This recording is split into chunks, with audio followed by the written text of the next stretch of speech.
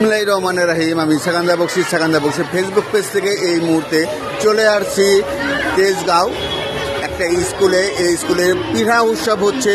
এই পিঠা উৎসব উপলক্ষে এই স্কুলের এই টিচারের কাছে আমি জানতে চাই এইটার উদ্দেশ্যটা কি, বা এইটা দিয়ে আমাদের বর্তমানে ছাত্রছাত্রীদের কোনো কাজে আসবে কিনা। আসসালামু আলাইকুম। আপনার প্রফেশনটা কি? আমি স্কুলের টিচার। আর এই পিঠা উৎসবটা এই স্কুলে করার কারণটা কি? কারণ হচ্ছে এলাকার সবাই আসবে, এটা আমাদের হচ্ছে বাংলাদেশের একটা ঐতিহ্য।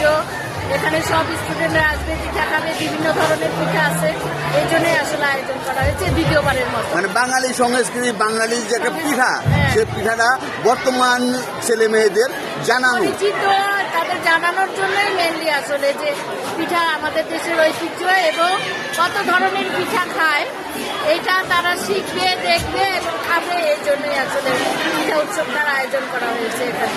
আর এই ধরনের পিঠা উৎসব কি বাংলাদেশের প্রতিটা আনাচে কানাচে, বাংলাদেশের প্রতিটা স্কুলে কি হওয়া উচিত কিনা?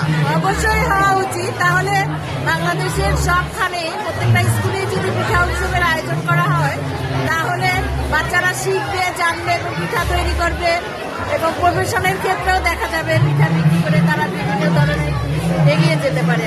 খাবার টাবার আছে তো স্টলের মধ্যে?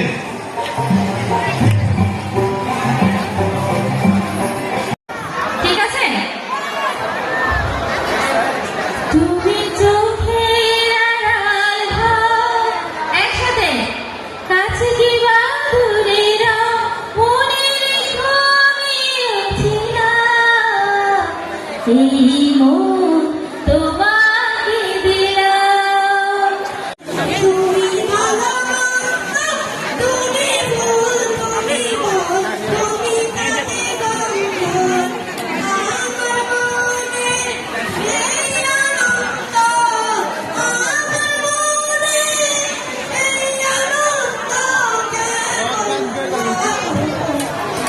তোমার কাছে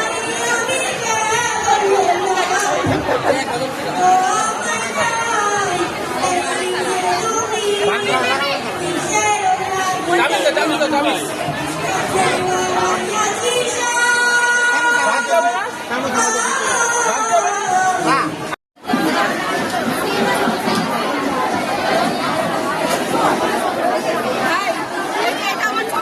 আসসালামু আলাইকুম।